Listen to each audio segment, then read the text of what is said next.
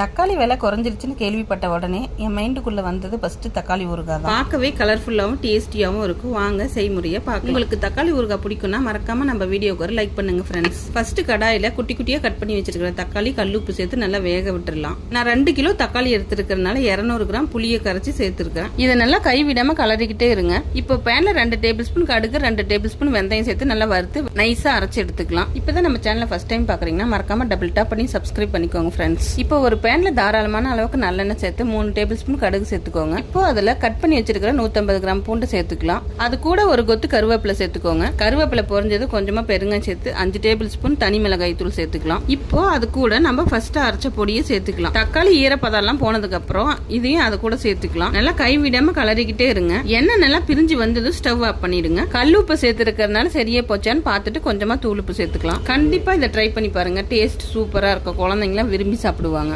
நேரத்தை ஒதுக்கி கஷ்டப்பட்டு வீடியோ எடுத்து அதை எடிட் பண்ணி வாய்ஸ் கொடுத்து போடுறேன். ஆனா யாரும் லைக் பண்ண மாட்டேங்கிறீங்க, சப்ஸ்கிரைப் பண்ண மாட்டேங்கிறீங்க. உங்க லவ் அண்ட் சப்போர்ட் இருந்தா தான் நாங்க ஹாப்பியா வீடியோ போட முடியும். மறக்காம நம்ம சேனலை டபுள் டேப் பண்ணி சப்ஸ்கிரைப் பண்ணிக்கோங்க. Happy cooking. நெக்ஸ்ட் வீடியோல பார்க்கலாம். பாய்.